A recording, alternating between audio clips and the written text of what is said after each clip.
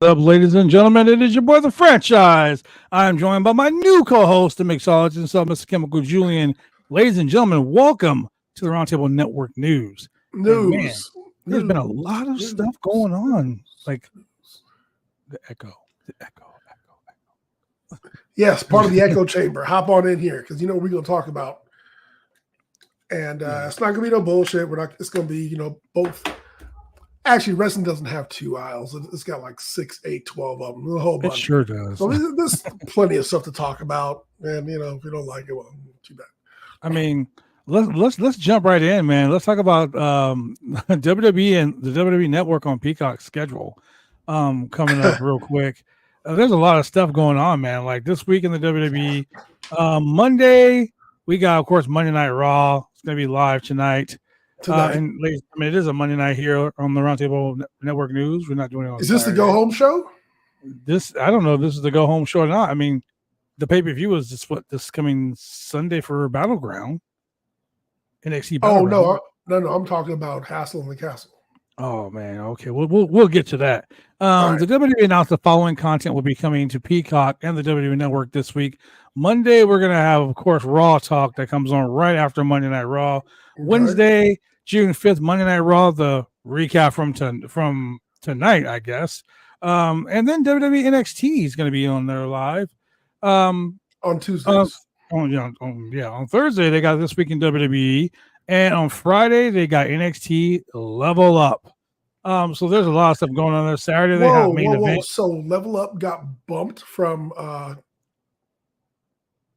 wherever it was before. US. So we still got Speed on X. Oh God, let's not talk about that. But Level Up used to be it was a Saturday morning show, wasn't it? I think it was Saturday morning. But yeah, now on Saturday we have WWE main event, and we have the SmackDown Lowdown. Sunday, June 9th, we're gonna have Friday Night SmackDown, and then the countdown to NXT Battleground, and then of course NXT Battleground, which Throwback and Husky are going to be covering, unless I am there, because I'm supposed to be going to NXT Battleground Las Vegas to cover it live at the Roundtable. So we shall see. We shall see. Julian, let's talk about some of these releases, man. Let's talk about some of these contract negotiations and things going on. Absolutely. So, first of all, let's start off with AEW. I guess it's no longer time to get it on. Thank God. Because Mark Henry has left AEW. We'll get back to him in a second. So has Jake Hager, aka Jack Swagger. So has UFC, hopeful UFC ex-fighter. What was her name? Paige Van Zandt. Paige Van Zandt, not to be confused with the Van Zandts, Freebird fame. Yeah, Paige Van Zandt is gone. The Enforcer AA Arn Anderson's gone. And we're going to get to the Enforcer because rumor has it that's right that AA is headed to Cody's side over in WWE. We'll see how that happens. We'll Nightmare Factory all over again. Yeah. But as far as Mark Henry goes, I mean, the seat don't get warm under his butt at all because Mark Henry showed up this past weekend in MLW as part of the Beaumont Elders, along with Theodore R. Long. Right. Don't call me Teddy Long. And they watched combat trials or battle for control of Beaumont combat, yeah, between AJ Francis, a.k.a. Top Dollar, and your boy, the suplex assassin, Alex Kane. Now, you know what's really weird about that whole match? I watched it the other night, and I couldn't root for either one because they're both friends of the channel. I will tell you right now, I will root for Alex Kane, the suplex assassin. First time I saw him live, he got over with me immediately. Oh yeah, he was at down in California down there for he's a PCW Ultra. PCW, that's right. Haven't seen AJ Francis live, but ain't nothing wrong with Top Dollar and little AJ Francis doing his thing, spreading his wings. So good job for him, man. Glad to see he's still out there in the squared circle getting paid. Well, let me tell you about something before we go any further. This is from our childhood. We watched this, Julian, when we were little. We kind of grew up on this show.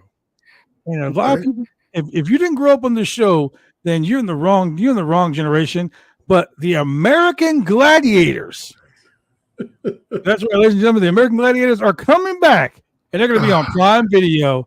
My God, June 3rd, There's 2024. Contenders ready, gladiators ready. Today, Prime Video announced the revival of the epic competition series, American Gladiators, produced by MGM Alternative and Amazon MGM Sub Studios.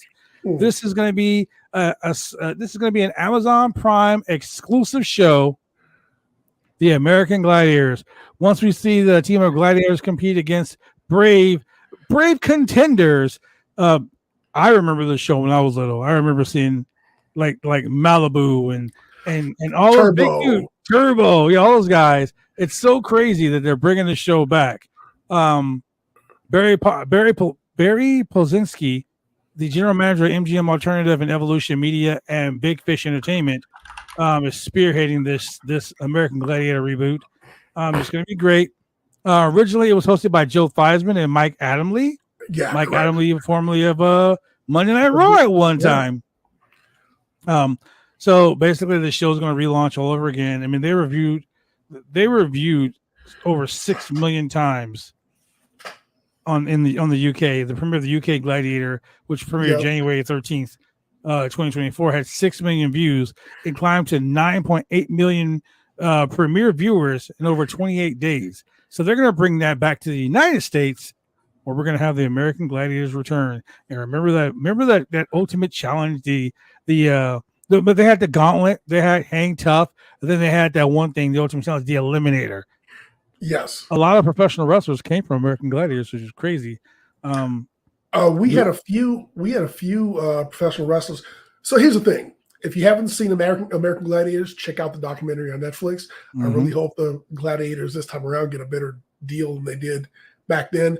It was really a pioneer of reality TV shows or these physical competition shows. So if you like American Ninja Warrior, if you grew up watching oh gosh, what was that one on Nickelodeon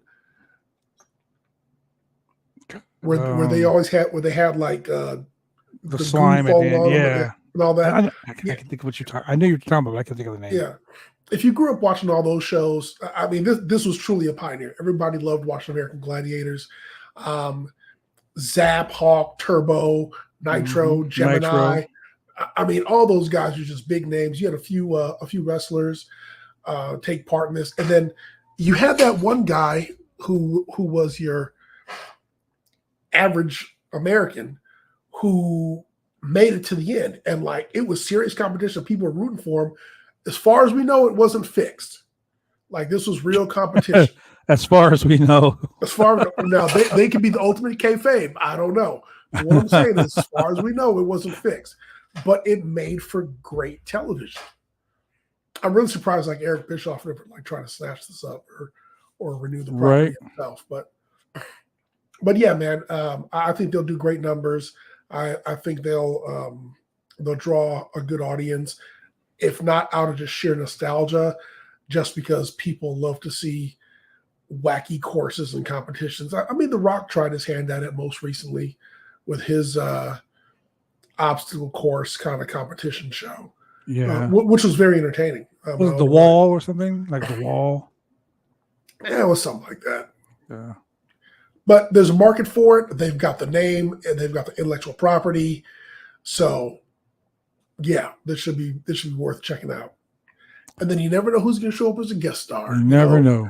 A lot of aspiring indie wrestlers or maybe mainstream wrestlers might show up and try to make a name for themselves. You never know. I mean, like when you got something like as out there as this is right now, professional wrestling is in a huge boom. You got wrestlers on TV shows, wrestlers on Twitch channels doing video gaming. You got wrestlers appearing on. There's a show called The Ball. Whatever. It was Lady Frost was on that show. So many, like you got wrestlers on The Price is Right. You got wrestlers on Wheel of Fortune. You got wrestlers on Family Feud. You know, like they're everywhere. So I mean, it's a great thing. Speaking of great things, we were talking about MLW.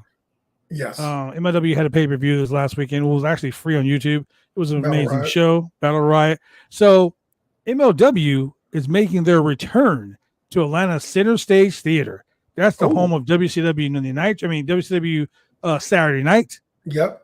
NWA's Power Hour was there for a long time. So MLW is returning to Atlanta Center Stage Theater September 14th. Tickets going to sell this Wednesday. You can get tickets on MLWlive.com.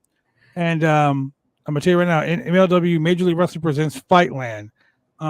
Tickets is highly anticipated event. We're going to sell Wednesday, 10 a.m. Eastern Standard Time. So you can purchase them through Ticketmaster. Book it. Yeah, you can go to MLWlive.com. Tickets are starting at just $15. Not like that wrestling company here in Portland that charges $25 for nobodies. Not like $15. Not that WWE WrestleMania where it's $5,000 for front seats. I'm just saying. The night's lineup features an array of top tier talent, man. We're talking about the winner of Battle Riot, Matt Riddle, formerly of the WWE. We got Kojima, who is the MLW World Heavyweight Champion. We got Alex Kane in the Boulaye Fight Club. We got Mystico, who's the current MLW World Middleweight Champion. We got Filthy Tom Lawler, who was a former UFC fighter, who is now part of a group called the WTF Sports Entertainers. Correct. What about Alex Hammerstone? Alex Hammerstone is no longer part of that. Sammy Callahan and Jake Christ would be part of the show. Cesar Duran, who you may know from Lucha Underground, is also there, along with Selena De La Renta. You got the Contra unit. You got Minoru Suzuki. You got our girl Janaya Kai, the Kick Demon. All of these people are going to be on this Major League show. This is going to be awesome. Court Bauer, who is a former WWE writer, because now he's the owner of MLW. Court Bauer says this is going to be one of the biggest matches of the year. Will unfold in the city rich of wrestling history. Atlanta has been the destination for some of the world's greatest championship wrestling from over half a century. And we know WCW Saturday Night was there for the longest time. Atlanta is a hotbed for professional wrestling. It's going to be amazing to have this show, the Mecca of the Southern Wrestling Hemisphere, Center Stage Theater, MLW, Battle Riot. It's going to be off the chain. I just want to say congratulations to MLW for suing WWE, getting some cash, using that as seed money to go ahead and prop up your promotion. That's what you do. You don't just stick it in your pocket. Thank you, Court Bauer, for actually reinvesting the money in the company. And, a high tide raises all ships. That's right. What else you got for us there, Julian? Yeah, so new sitcom headed to FX based on professional wrestling. Fightful Select, Sean Ross Sapp is reporting that it's a 30-minute sitcom based on the world of the indie pro wrestling in LA. So we'll probably get the Santino brothers, PWG. Maybe we'll get bar wrestling. You never know. We'll see out here. But they said that the sitcom will be something like Dazed and Confused meets The Wrestler. I mean, I was an indie wrestler in California for like 20 years. I was dazed and confused the whole fucking time. I bet you were. So I'm pretty sure it's going to be there. Luke Hawx, who we saw in the Iron Claw, he is going to be part of this project. And it looks like it's going to be something to maybe take over where Young Rock left off. Luke Hawx also played, speaking of Young Rock, he played Stone Cold Steve Austin in Young Rock. Luke Hawx is also a well-known professional wrestler in Southern California. Started at XPW as Altar Boy Luke. I bet you didn't know that, did you? That doesn't sound very hopeful at all. I mean, nobody trying to be an altar boy those days. Especially in XPW. In XPW. We got the Crockett Cup tomorrow, NWA Power. It's going to debut. We also have Who Killed WCW? It debuts on Vice TV tomorrow.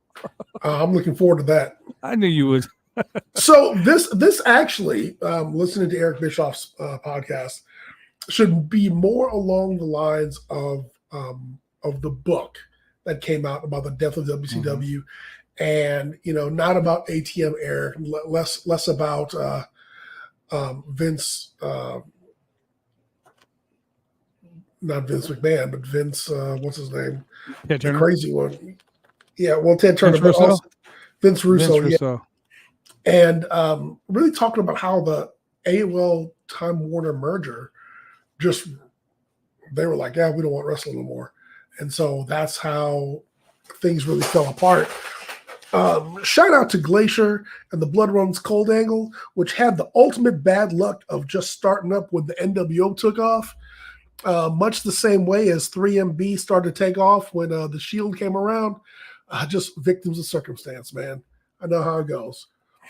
But yeah, I'm looking forward to this, and you're going to see, Eric Bischoff interviewed. You're going to see Kevin Nash.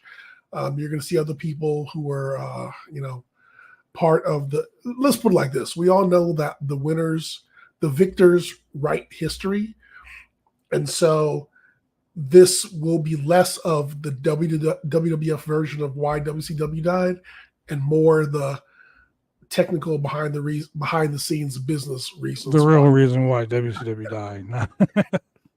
Yeah, I mean, there's a lot. There is a lot.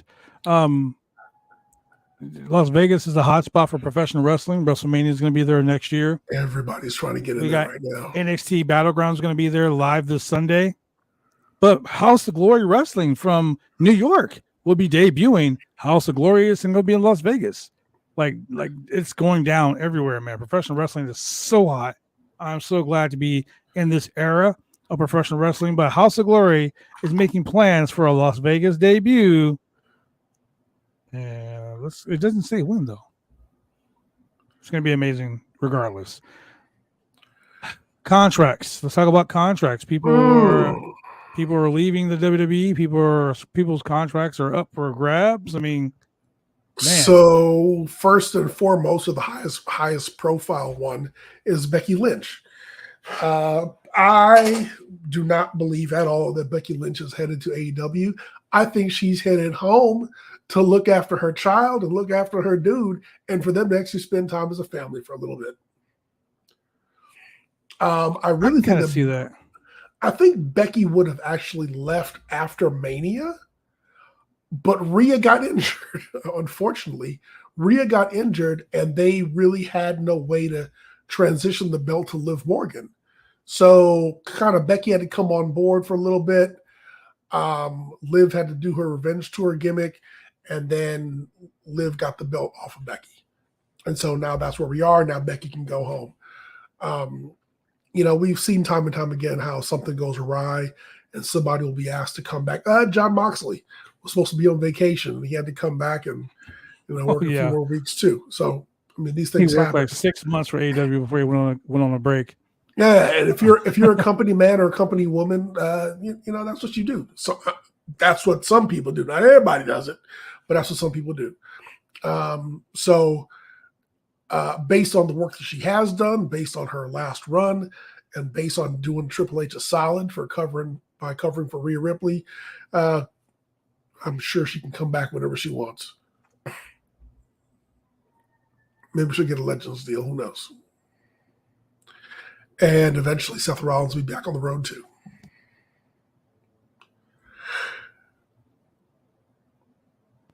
Well, yeah, that makes a whole lot of sense. Oh, we also got, and this right here is annoying me because see, Raw just came on like a few minutes ago. Okay. So this is going to make me a little upset because right now, even if Fightful Select is reporting that Chad Gable's WWE contract is up very soon, next week his contract. Well, this Saturday, his contract is up, and he has not signed a new deal. But we know. I doubt that. But Fightful Select says they can independently confirm that the case is that Gable and the WWE have had discussions, but there's been no contract signing. Just like with Natalya. Natalya's contract signing, the contract status is still up in the air. Her contract is up at the end of the month. We also got Humberto or Hector Garza. His contract is up too.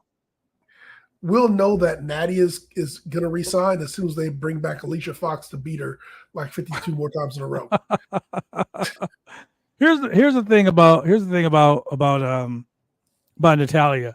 She does more than just wrestle for WWE. Oh yeah, She's a goodwill ambassador. As a matter of fact, she was on the bump last week. Her and JBL, they were in the bump last week. Yeah. And she was talking about things that she had scheduled with WWE throughout the rest of the year. Yeah. So the fact that they haven't disclosed the fact that her contract signing has happened or not, like it's really weird. You know, it's really weird. So here's the thing: has anyone ever worried, to your knowledge, that Natty was not going to resign with WWE?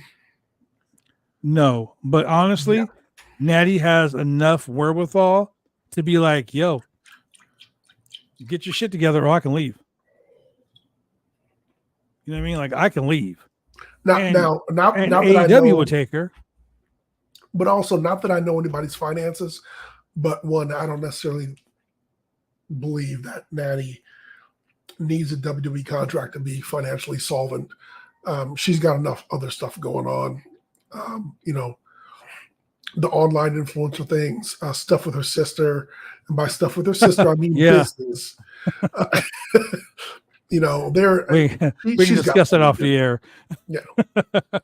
She's got plenty to do. Chad Gable, he's in the, if all of a sudden out of the blue and at Hassle in the Castle, if Chad Gable just does a stretcher job, then maybe his contract did not get renewed. If he does a stretcher job tonight on Raw, the story they have, that's the thing that's making me kind of wonder, because like when Drew McIntyre's contract was up in arms, they put the world title on him for 5 minutes. 5 minutes. And then they put him and honestly, one of the biggest storylines in professional wrestling by two men who haven't even had a fight yet.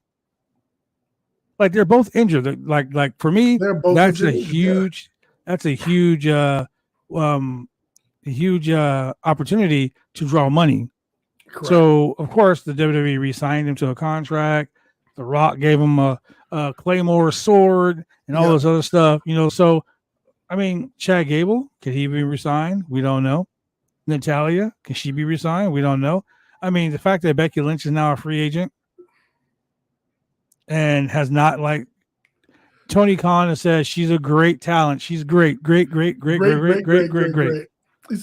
really, I really hate the word great because of Tony Khan, but she is an amazing talent that will be beneficial for her. And to get the bag, if she can get the biggest bag, I mean, Mercedes already has a big bag working for AEW. But can you imagine if Becky Lynch, Rebecca Knox, whatever she wants to call herself, if she went over to AEW, she would get the biggest payday in professional wrestling. More than Mercedes, she would get the biggest payday in professional wrestling. And Tony Khan will dish out that money. So many people have left AEW in the last week.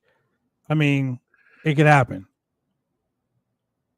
I'm saying, and I'm not the first person you will have heard this from, but between Mercedes Moné and some other recent signings, including Okada, I'm thinking Tony might be needing to clear some headroom, some ceiling, lower some operating costs in order to keep not keep business afloat, but also to maybe sign some other talent that he's got his eye on. Because he wrote Okada and Mercedes Moné some fat checks. You know, and you've gotta get as a businessman, you've got to get a return on your investment. You know, we're talking about writing big checks and people talking about things. The current WWE Speed Champion Ricochet his contract's also coming up in July, and Will Ospreay has been very vocal on Twitter, saying that he wants another match. And he posted a picture of him and Ricochet after their amazing Super Juniors match. Correct. He's calling it out. So I mean, can we see that happen? Ricochet does fit the mold of AEW right now. Wow, what's his wife's gonna say? I mean, what can she say? She's making her bag. I mean, am I wrong? No, they're both making their bag, but she may want to spend a little bit more time with her dude. When you're both working for the same company, you're on the same tour schedules, you by default get time together. We'll have to see how that plays out. Yeah, I can see that. I can see that. Well, there's so many things going on in the world of professional wrestling. We got Monday Night Raw coming up. Well, Monday Night Raw is officially on right now. We've got NXT Battleground live this Sunday from the UFC Apex. Clash of the Castle live from Scotland. Clash of the Castle. And we were talking about we said this a couple weeks ago on the podcast. Piper Niven needs to have a shot at the championship. Drew McIntyre needs to be on the main event. Anybody from Ireland needs to be. Sheamus, all those people, they need to be on that show. Correct. I mean, it is what it is. We're going to see some more matches added tonight, I'm pretty sure, on this go home show on Raw. I love Sheamus has his old music back tonight too, by the way. Yep. It's a shame to play. Yeah, Sheamus and Ludwig Kaiser tonight. Anyway, we'll see you guys later on for the Monday Night Raw recap. I'm the boy of the franchise. And maybe by that time we'll believe Ludwig Kaiser is actually a threat. Oh my God. Ladies and gentlemen, thank you for joining us for the Roundtable Network News. We will have more news sometime this week with some of the latest breaking news that drop here live. With that being said, I'm the franchise. That's the mixologist, and we'll see you when we see you.